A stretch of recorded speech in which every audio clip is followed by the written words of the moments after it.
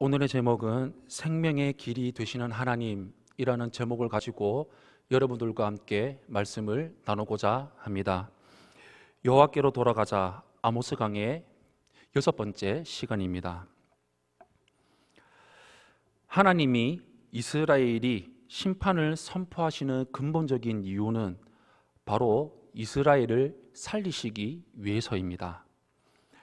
아무리 이스라엘이 죄악으로 가득하다 할지라도 여호와를 찾으면, 여호와께로 돌아오기만 하면 멸망의 한가운데서도 구원을 얻을 수가 있습니다. 여호와를 찾는 자는 사망에서 생명으로 옮겨집니다. 여호와는 구원의 이름입니다. 히브리어로 엘로힘은 창조와 능력의 보편적인 이름이지만 여호와는 오직 이스라엘에게만 계시된 구원의 이름입니다. 이스라엘이 하나님의 멸망을 피할 수 없는 이유는 수많은 이방신의 이름은 알아도 유일하신, 전능하신 하나님의 이름을 잊어버렸기 때문이었습니다. 아모스 시대의 말씀이 지금 살고 있는 우리에게도 동일하게 적용이 됩니다. 우리의 삶은 어떤 삶을 살아가고 있습니까? 여호와를 알기에 힘을 쓰고 관심을 가지며 살아가고 있습니까? 아모스가 활동하던 당시 이스라엘은 아주 잘 나가던 나라였습니다. 경제적으로 아주 부유했고 국력으로도 손쓸 틈이 없는 아주 강대국인 나라였습니다. 이스라엘은 흥왕하는 것 같았고 주위의 모든 나라가 그들을 부러워했습니다. 그러나 그들은 어느 날 갑자기 아수르의 공격을 받아 완전히 망해버리게 됩니다.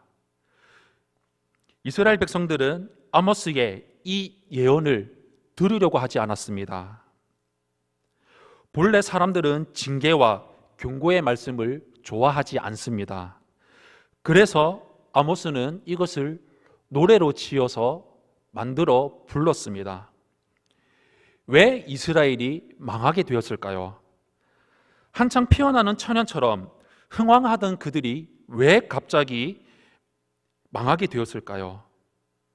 신앙이 없었기 때문이었을까요? 그렇지 않았습니다. 그들에게는 신앙이 있었습니다. 그러나 그들은 하나님을 알지 못하고 하나님을 만나지 않았습니다. 종교의식을 행하는 자리까지는 나아갔지만 진정으로 하나님을 만나지는 않았습니다. 우리는 교회에 나오는 것과 하나님을 만나는 것을 같은 일로 생각합니다. 그러나 아모스는 그렇지 않다고 말하고 있습니다. 진정으로 하나님을 만난 사람은 반드시 변하게 되어 있습니다. 아무리 예배를 드려도 생각이 변하지 않고 생활이 변하지 않는 사람은 아직 제대로 하나님을 만나지 못한 것입니다.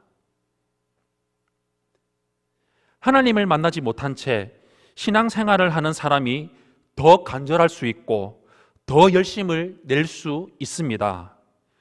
그러나 그 간절함과 열심으로는 죄를 이길 수가 없습니다. 죄를 이길 수 있는 오직 방법은 단 한 가지, 예수 그리스도의 보혈뿐입니다. 예수의 보혈만이 죄를 이길 수 있는 유일한 길입니다. 예수님만이 생명이십니다. 그러기에 예수님께서 내가 길이요 진리요 생명이니 나로 말미암지 않고는 아버지께로 올 자가 없느니라 라고 말씀하셨습니다. 오늘 말씀을 통해서 하나님께 나아가는 방법, 우리가 생명의 길로 나아가는 방법이 무엇인지 오늘 여러분들과 함께 말씀을 나누고자 합니다.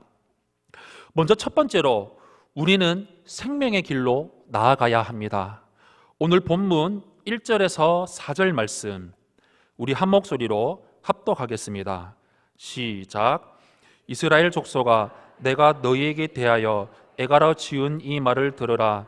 처녀 이스라엘이 엎드려졌으며 다시 일어나지 못하리로다. 자기 땅에 던지우며 일으킬 자 없으리로다. 주 여호와께서 이와 같이 말씀하시되 이스라엘 중에서 1000명이 행군에 나가던 성읍에는 100명만 남고 100명이 행군에 나가던 성읍에는 10명만 남으리라 하셨느니라. 여호와께서 이스라엘 족속에게 이와 같이 말씀하시기를 너희는 나를 찾으라 그리하면 살리라. 아멘. 아모스 선지자는 이스라엘의 죽음을 미리 애곡하는 애가를 부르고 있습니다. 앞서 언급했던 것처럼 이스라엘은 당시 최고의 전성기를 누리던 시기로 경제적으로 사회적인 병성기에 애가를 부르라고 하는 것이 너무나도 이상했을 것입니다. 미래의 일이지만 이미 일어난 완료로 슬퍼하고 있습니다. 이스라엘을 처녀라고 부르는데 이는 젊음과 순결을 상징합니다. 이스라엘이 겉으로는 보기에는 젊고 혈기왕성하다고 느낄 때 멸망이 찾아옵니다. 그들은 엎드려졌지만 일어나지 못합니다. 회개하지 않은 이스라엘은 아수르의 침략으로 멸망당하게 되지만 그들을 심판하셔야 하나님은 마음이 너무나도 아프고 찢어졌습니다. 우리가 방금 읽었던 3절에서 1000명, 100명, 10명이 나옵니다. 이것은 이스라엘의 군사 편성을 전제로 소설한 것인데 경제가 번영하고 군대가 강건하더라도 하나님이 없으면 망한다는 것을 보여주고 있고 또한 이스라엘의 인구의 90%가 죽는다는 것을 의미합니다. 남은 10%는 아수르와의 전쟁이 얼마나 참혹했으며 그들이 얼마나 비참하게 멸망했는지를 알릴 증인으로서 하나님이 일부러 살려두시는 것입니다. 하나님께서 비극적이고 책망의 말씀을 하시더라도 그 말씀이 들리고 있는 동안에 진정으로 죄를 깨닫고 회개하면 구원을 받을 수가 있습니다. 하나님은 회개하는 자에게 무한히 자비로운 분이십니다. 넌 이제 회개하지 마. 넌 끝났어라고 말씀을 하셔도 그 앞에 목숨을 걸고 울며 회개하면 또 한 번, 다시 한번 하나님께서는 자비를 베풀어 주십니다. 성경에 나오는 대표적인 사건이 바로 아합 사건입니다. 아합이 나봇의 포도원을 빼앗아 버렸을 때 하나님이 너는 죽게 될 것이다, 너는 망하게 될 것이다 라고 말씀하실 때 아합이 하나님 앞에 회개한 사건이 있습니다. 열왕기상 21장 27절에서 29절 말씀 우리 한 목소리로 합독하겠습니다. 시작. 아합이 이 모든 말씀을 들을 때에 그의 옷을 찢고 굵은 배로 몸을 동이고 금식하고 굵은 배에 누우며 또 풀이 죽어 다니더라. 여호와의 말씀이 디셉 사람 엘리야에게 임하여 이르시되 아합이 내 앞에서 겸비함을 내가 보느냐? 그가 내 앞에서 겸비함으로 내가 재앙을 저희 시대에는 내리지 아니하고 그 아들의 시대에야 그의 집에 재앙을 내리리라 하셨더라. 아멘. 우리가 회개하고 돌이킬 수 있는 길은 바로 하나님을 찾는 것입니다. 죄악된 길에서 돌이켜 하나님과의 관계를 회복하는 것입니다. 이것이 멸망의 길에서 벗어나 구원으로 가는 길입니다.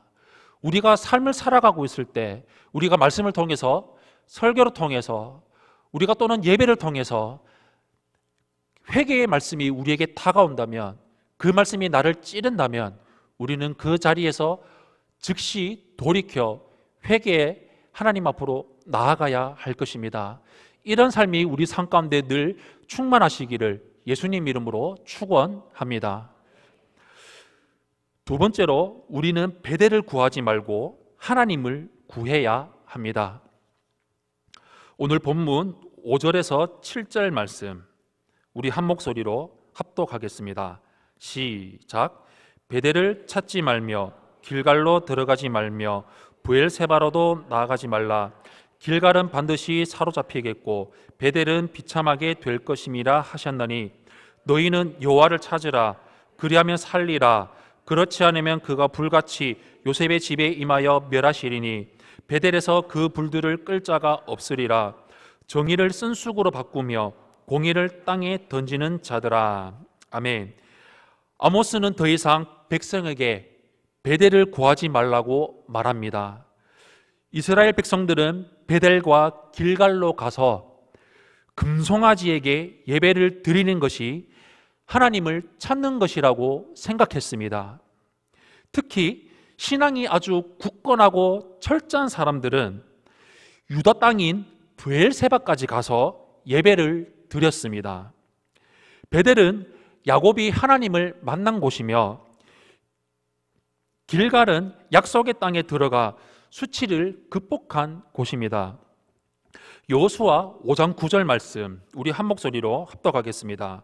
시작. 여호와께서 여호수아에게 이르시되 내가 오늘 애굽의 수치를 너희에게서 떠나가게 하셨다 하셨으므로 그곳 이름을 오늘까지 길갈이라 하셨느니라. 아멘. 브엘세바는 조상들이 하나님께로부터 번성을 약속받은 곳이었습니다. 창세기 22장 19절 말씀 우리 한 목소리로 합독하겠습니다. 시작. 이에 아브라함이 그의 종들에게로 돌아가서 함께 떠나 브엘세바에 이르러 거기 거주하였더라. 아멘. 아모스는 그렇게 하는 것은 하나님을 찾는 것이 아니라고 말하고 있습니다. 하나님을 찾는다는 것은 하나님 앞에서 변화되는 것입니다. 말씀이 나의 삶을 바꾸고 나의 생각을 바꾸고 나의 생활 방식을 바꾸는 것입니다. 이런 변화 없는 예배는 기복적인 예배이고 우상 숭배적인 예배입니다. 그것은 죽은 예배입니다. 마음문을 굳게 닫은 채 예배드리는 것은 하나님을 찾는 것이 아니라 하나님을 우상처럼 취급하는 것입니다. 하나님을 찾는 예배는 하나님의 거룩하심과 자비하심이 나의 마음을 변화시키는 예배입니다. 하나님을 찾는다는 것은 하나님을 진정으로 만나기 위해서 하나님의 뜻에 더욱더 일치되기 위해 나의 마음 문을 열어 활짝 열고 내가 움켜쥐고 내가 쥐고 있던 모든 것들을 버리며 하나님께서 무엇을 요구하시든지 순종하는 삶으로 바꾸는 것입니다. 오늘날 많은 그리스도인들의 문제는 교회까지는 나옵니다. 교회까지는 나오는데 하나님 앞까지는 나아가지 않는다는 것입니다. 마치 부산에 간다고 하면서 부산 톨게이트 앞에서 차를 멈춰놓고 뒤에 차가 오는지 안 오는지 보고 내가 오던 길로 다시 유턴해서 내가 가던 길로 다시 돌아가는 것과 똑같습니다. 하나님을 진정으로 만나는 예배는 내 속에 뭉쳐있던 응어리들이 풀리는 감격이 있습니다. 세상에 살면서 사람들에게 받은 상처들, 내 성격과 기질로 인한 상처들, 해결되지 않을 것 같은 문제들이 다 풀려버리는 감격이 있습니다. 내 생각이 변하고 내 감정이 변하고 나의 생활 방식이 완전히 변합니다. 한번 이런 경험한 사람들은 하나님 만나기를 더욱더 간절하게 사모하게 됩니다. 하나님과 나 사이에 끼어 있는 것들이 있다면 그것을 원하지 않게 됩니다. 이런 삶을 살아갈 때 하나님의 은혜로 체험받으며 하나님과 날마다 교제하며 살아갈 수 있습니다. 하나님을 찾는 사람은 자신의 삶을 하나님의 뜻에 온전히 일치시키기 위해서 노력하며 애쓰며 헌신하며 삶을 살아갑니다. 여기에서 헌신한다는 것은 하나님을 기쁘시게 하지 않는 것들을 모두 버려버린다는 것을 의미합니다. 그러나 이스라엘 백성들의 삶은 어떠한 삶을 살았을까요? 7절 말씀 개역 한글 버전으로 우리 한 목소리로 합독하겠습니다. 개역 한글판으로 우리 7절 말씀 한 목소리로 합독하겠습니다. 시작. 공법을 인진으로 변하며 정의를 땅에 던지는 자들아. 아멘. 인진, 이것은 독초를 가리킵니다. 온나무처럼 한번 닿으면 온몸에 부스럼이 생기는 아주 고통스러운 풀입니다.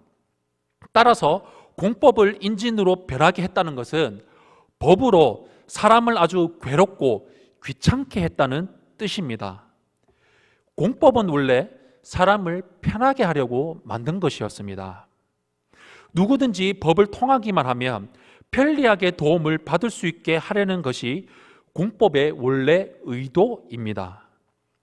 그런데 이스라엘 사람들은 그 법을 까다롭고 골치 아프게 만들어서 법에 호소하면 오히려 오라 가라 불러대고 신문하고 따지고 협박하고 위협하는 통에 질에 지쳐서 자기 권리를 되찾지 못하게 만들었습니다.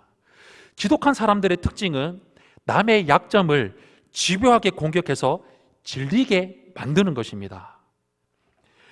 이스라엘에서는 억울한 일을 당해도 입을 꾹 다물고 참아야지 한마디라도 법에 호소를 했다가는 집요하게 약점을 들추어내고 공격하는 바람에 오히려 큰 상처를 받고 권리를 포기해야만 했습니다. 이것이 스스로 하나님을 잘 믿는다고 생각했던 이스라엘의 실체였습니다. 그들은 정의를 땅에 던지는 자들이었습니다. 정의롭게 살려고 하는 사람, 신앙 양심에 따라 살려고 하는 사람들을 달달 볶아서 결국 정의를 내던져 버리도록 신앙 양심을 포기하게 만드는 것이 그 사회의 특징이었습니다. 이스라엘 백성이 언약의 백성으로 바르게 살았다면 이스라엘에는 하나님의 정의와 공의가 강물처럼 흘러 넘쳤을 것입니다. 이스라엘이 심판받는 원인은 그들의 부패와 타락에 있었습니다. 열매로 나무를 알 수 있기 때문입니다. 누가복음 6장 43절에서 44절 말씀, 우리 한 목소리로 합독하겠습니다. 시작. 못된 열매 맺는 좋은 나무가 없고 또 좋은 열매 맺는 못된 나무가 없느니라. 나무는 각각 그 열매로 아나니 가시나무에서 무화과를 또는 찔레에서 포도를 따지 못하느니라. 아멘. 하나님의 말씀 안에 거하며 좋은 열매를 맺어 하나님께 영광 돌리는 삶을 살아가시기를 예수님 이름으로 축원합니다. 마지막 세 번째로 우리는 말씀을 붙들고 살아가야 합니다. 오늘 본문인 8절에서 13절 말씀 우리 한 목소리로 합독하겠습니다. 8절에서 13절 말씀 우리 한 목소리로 합독하겠습니다. 시작. 묘성과 삼성을 만드시며 사망의 그늘을 아침으로 바꾸시고 낮을 어두운 밤으로 바꾸시며 바닷물을 불러 지면에 쏟으시는 이를 찾으라. 그의 이름은 여호와시니라. 그가 강한 자에게 갑자기 패망에 이르게 하신즉 그 패망이 산성에 미치느니라. 무리가 성문에서 책망하는 자를 미워하며 정직히 말하는 자를 싫어하는도다. 너희가 힘없는 자를 밟고 그에게서 미래의 부당한 세를 거두었은즉 너희가 비록 다듬은 돌로 집을 건축하였으나 거기 거주하지 못할 것이요 아름다운 포도원을 가꾸었으나 그 포도주를 마시지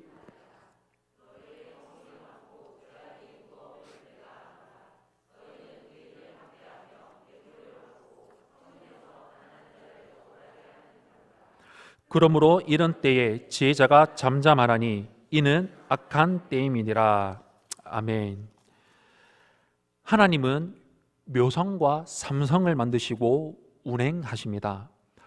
영어 성경에서 묘성은 플레이아데스 성단이라고 말을 하고 있고 삼성은 오리온 자리로 번역되고 있습니다. 이것을 히브리어 뜻으로 살펴보면 묘성에 해당하는 캐시메는 따뜻하다는 뜻이 있고 삼성에 해당하는 키마에는 춥다는 뜻이 있습니다. 아마도 고대인들은 더위와 추위의 변화를 이 별자리들을 연관지어서 생각했던 것으로 보고 있습니다. 오리온 자리가 뚜렷하게 보이면 겨울이 오는 것으로, 플레이아데스 7별이 보이면 날씨가 따뜻해지는 것으로 생각했을 것입니다. 하나님은 여름과 겨울을 오게 하는 분이시며 밤과 낮이 되게 하시고 낮을 밤이 되게 하시는 분이십니다. 이게 무슨 뜻일까요? 이스라엘 백성들은 농사를 많이 지어서 부자가 되려고 했습니다. 그런데 이 모든 환경과 자연을 주관하시는 분이 바로 하나님이십니다. 낮이 오지 않으면, 비가 오지 않으면 무슨 소용이 있겠습니까? 인간의 생사화복과 모든 만물을 주관하시는 하나님이 한번 흔들어 버리시면 아무리 능력이 있고 아무리 권세가 있고 아무리 힘이 있고 아무리 돈이 있어도 아무런 소용이 없다는 뜻입니다. 우리가 해야 하는 것은 하나님만을 바라보고 하나님만을 붙잡아야 한다는 것입니다. 바른 말씀을 듣지 않으려 한 것입니다. 바로 이스라엘 백성이 그렇게 했습니다. 이스라엘의 문제가 무엇입니까? 하나님의 말씀, 바른 말씀을 들으려고 하지 않았습니다. 10절에 무리가 성문에서 책망하는 자를 미워하며 정직히 말하는 자를 싫어하는도다라고 나와 있습니다. 그들은 성문에서 책망하는 자, 정직하게 말하는 자, 하나님의 말씀을 가르치는 자들을 싫어했습니다. 그래서 이스라엘에서 바른 말씀을 전하는 자들이 없어지게 되었습니다. 또한 이스라엘 백성들이 잘못된 생각을 갖고 있는 것이 있었습니다. 하나님은 자기들만 축복해 주셔야 한다는 것이었습니다. 자기들만 잘되게 해주셔야 한다는 것이었습니다. 자기들만 잘 먹고 잘 살아야 된다는 것이었습니다. 그러면서 그들은 하나님의 말씀대로 살지 않고 자기 중심적으로 살았고 정의와 공의를 저버리고 불의를 저지르며 살았습니다. 이스라엘의 불의는 미래 부당한 세, 즉 이자로부터 시작되었습니다. 물론 미를 빌려주고 적당한 이자를 받을 수가 있습니다. 그런데 문제는 그 이자가 너무나도 지나치게 높았다는 것입니다. 그들은 가만히 앉아서 남의 어려움을 이용하며 부자가 되려고 했습니다. 이자를 갚지 못하기를 가만히 기다리고 있다가 기한이 지나는 즉시 이때다, 잘 걸렸다, 너무 좋다 하면서 즉시 땅을 그들이 갖고 있는 모든 것을 빼앗아 버렸습니다. 그리고 땅 주인이 노예로 팔려갔다가 돌아와도 재판장을 매수해서 땅을 다시 찾지 못하도록 만들어 버렸습니다. 이스라엘 백성들이 가나안 땅에서 살 수 있는 근거는 그들이 얼마나 하나님 말씀에 충실했느냐 하는 데 있었습니다. 율법은 이스라엘 사회에서 헌법과도 같았습니다. 그 율법을 지키지 않으면 이 땅에서 살 권리 자체를 잃게 된다는 것을 그들은 까맣게 잊어버리고 있었습니다. 이스라엘은 하나님의 언약 위에 세워진 나라였습니다. 그 언약이 깨어졌을 때 하나님께서는 이스라엘 사회를 멸망시키겠다고 말씀하셨습니다. 이스라엘 백성들에게는 율법이 가나안 땅에서 살 수 있는 근거였던 것처럼 오늘날 살고 있는 우리에게도 이 세상에서 풍성하게 살 수 있는 근거가 있습니다. 그것은 우리 마음속에 있는 성령의 감격과 기쁨입니다. 그것을 잃어버리면 이 세상에서 살 권리를 잃을 수밖에 없습니다. 그러므로 어떤 일을 해도 이 기쁨을 잃어버릴 정도로 몰두해서는 안 됩니다. 어떤 사람과 다툴 일이 있어도 이 감격을 잃어버릴 정도로 심하게 다투면 안 됩니다. 물론 안 다투는 게 제일 좋습니다. 우리 마음속에 기쁨이 있고 감사가 있고 감격이 있고 눈물이 있는 것은 이 세상에서 어떤 시험을 당한다 해도 능히 승리할 수 있는 것을 보증하는 성령의 능력입니다. 그것을 잃는 것은 곧 모든 것을 잃어버리는 것과도 같습니다. 우리에게도 율법이 있습니다. 그런데 우리의 율법은 돌에 새겨 있지 않고 우리 마음에 새겨져 있습니다. 우리는 매 순간 우리 마음속에서 말씀하시는 성령의 음성을 듣습니다. 우리 율법은 교회에서 정한 규칙이 아닙니다. 주의를 지킨다든지 예배 시간을 지킨다든지 정해진 헌금을 드리는 것은 신앙 훈련을 하기 위해서 최소한으로 약속한 것으로서 그것들을 잘 지킨다고 해서 신앙이 좋아진다고 할 수는 없습니다. 우리의 율법은 성령이 우리 속에서 주시는 좋은 생각이며 선한 충동입니다. 하나씩 하나씩 순종해 나갈 때 마음에 기쁨이 오고 뜨거운 감격이 생기는 것입니다.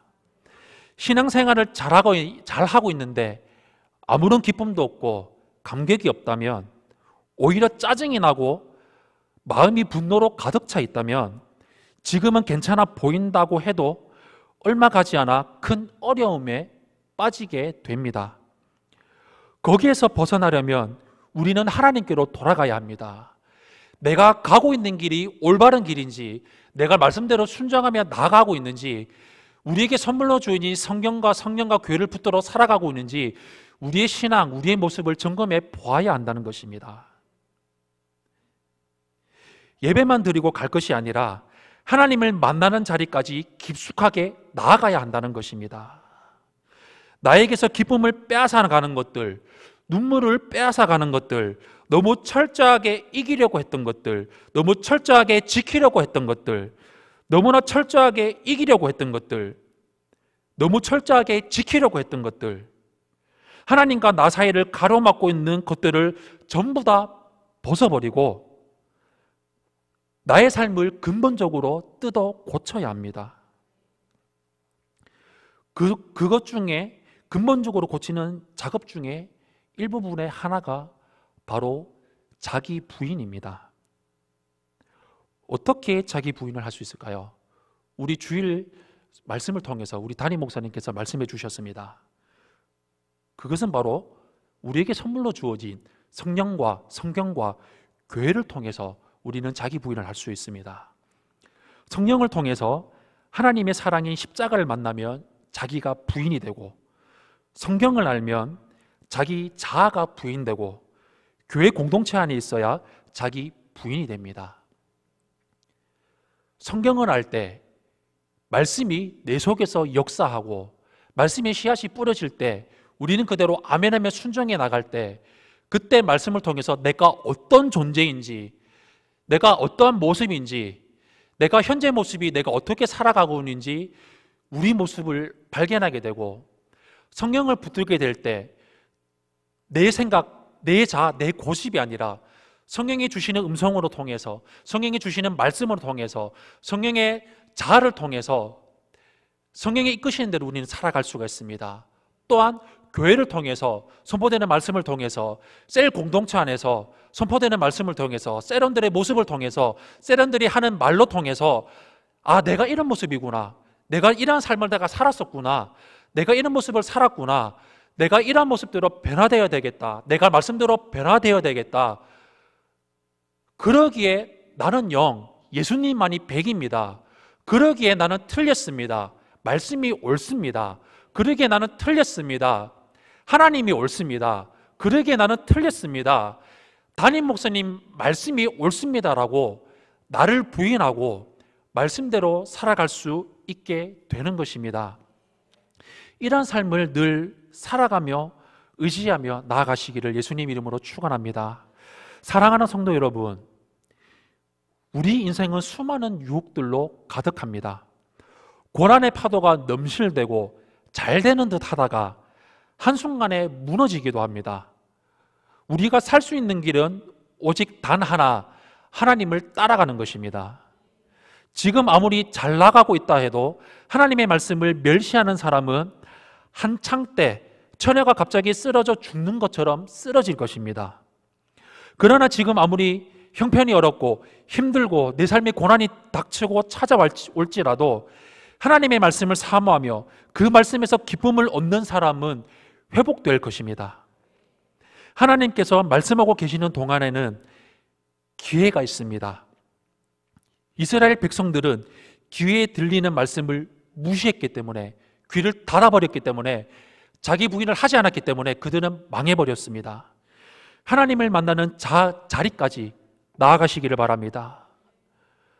우리에게 선물로 주어진 성령과 성경과 교회를 붙드는 것이 바로 하나님을 만나는 자리까지 나아가는 것입니다.